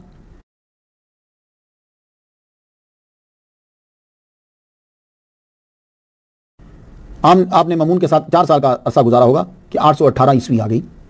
بقول ابن جریر طبری، ابن اسیر اور شمس الدین ابن خلقان شافعی اور ابن جوزی حنبلی اور ابو الفدا شافعی ابن کثیر نے لکھا ہے کہ آپ نے زیادہ انگور کھا لیے اور زیادہ انگور کھانے کی وجہ سے آپ کی شہادت ہو گئی. ان سب لوگوں نے تقریباً وہی، لیکن مجھے ایک روایت ملی ہے کہ ان انگوروں کے اندر جو ہے وہ آپ کو زہر دے دیا گیا. اور زہر کی وجہ سے یہ بات بھی کچھ کرینہ قیاس لگتی ہے، کیونکہ یہ خاندان جو ہے اماموں سے پیار کرنے والا تو ہے ہی نہیں، اور پھر خاندان جب بادشاہ ہو اور پھر اس کو جس خاندان کے ساتھ بہت زیادہ ڈر ہو اور پھر اس بندے کی بہت زیادہ منتا ہو تو کیسے ہو سکتا ہے کہ اس کو زیادہ دیر زندہ رکھا جائے. تو آپ کو زہر جو دے دیا، زہریلے انگور آپ کو کھلا دیے گئے اور آپ کی شہادت ہوئی. مامون صرف دنیا کو یہ بتانا چاہتا تھا کہ آل رسول میرے ساتھ ہے. جب مقصد پورا ہو گیا تو ختم کروا دیا، کیونکہ خلیفہ سے زیادہ لوگ آپ کے آستانے پہ حاضری دیتے تھے. خاص طور پر محرم میں بہت رش رہتا. اللہ تعالیٰ نے آپ کو 5 بیٹے عطا فرمائے، محمد تقی، حسین، حسن، جعفر، ابراہیم اور ایک بیٹی آپ کی جس کا نام عائشہ رکھا. جس وقت مامون الرشید طوس میں پہنچا تو امام علی بن موسیٰ الرضا رضی اللہ تعالیٰ عنہ کا وصال ہو گیا. تو اس میں اب جس کا نام مشہد ہے اسے ایران والے حرم کہتے ہیں، اور یہی ہارون الرشید کی جو ہے وہ قبر ہے. میں جب گیا ہوں میں اس کی قبر دیکھ نہیں سکا کیونکہ نارملی بندے کو پتہ نہیں چلتا. 15 صفر 204 ہجری میں مامون الرشید کامیاب ہو گیا.